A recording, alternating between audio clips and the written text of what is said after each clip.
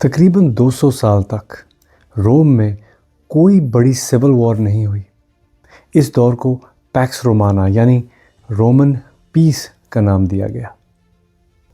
लेकिन ये पीस आज के पीस की तरह नहीं था, या जैसे हम समझते हैं।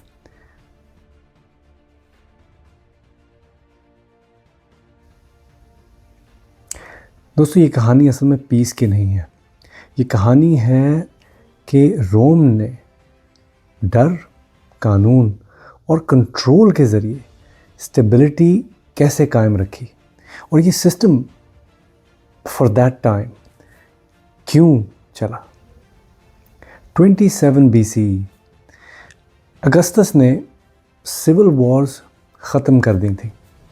रोम ब्रिटेन से लेके इजिप्ट तक फैला हुआ था। बॉर्डर्स की प्रोटेक्शन के लिए वहाँ पर लीजेंस खड़े थे जो इनकी आर्मी थी। रोड्स पूरे एम्पायर को कनेक्ट करती थी। लोग पहली दफ़ा सुकून का सांस ले रहे थे। रोम के जो एलिट्स थे उनके लिए ये दौर बहुत कमाल का था। ट्रेड में दिन ब दिन इजाफा हो रहा था। शहर और ज़्यादा फैल रहे थे और कानून ने केओस की जगह ले ली थी।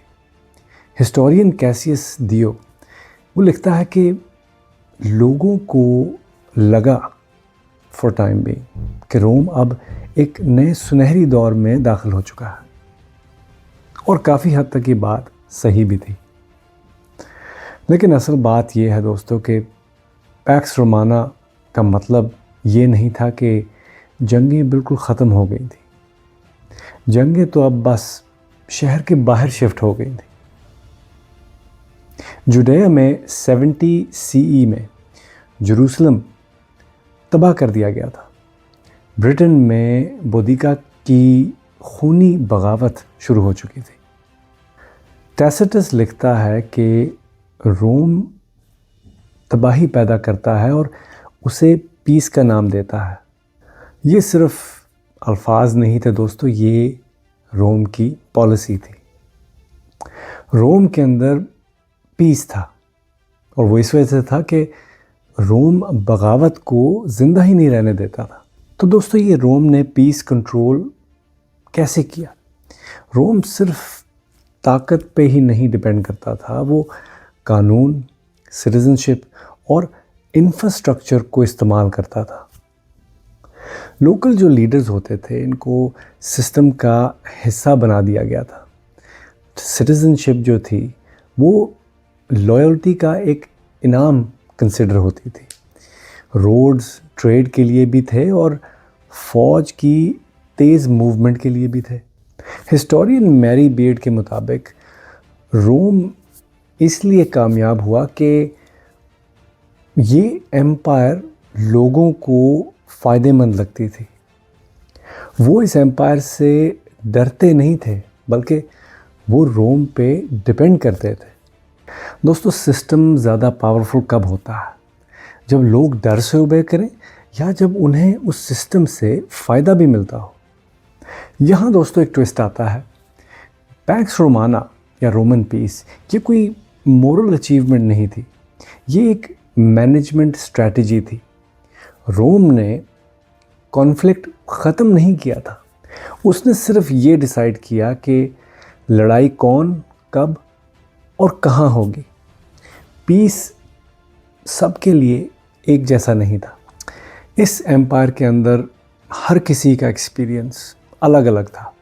तो दोस्तों, वक्त के साथ साथ ये सिस्टम वीक होता गया। बॉर्डर्स इस एम्पायर के बढ़ते गए, खर्चा भी बढ़ता गया। एम्परर्स ने कंसेंट की जगह फोर्स यूज़ करना शुरू कर दिया। 3rd सेंचुरी CE तक लगातार वॉर्स और इकोनॉमी के मसलों ने पीस के इस झूठ को ख़त्म कर दिया था। पैक्स रोमाना का एंड भी वैसा ही हुआ जैसे इसका स्टार्ट था।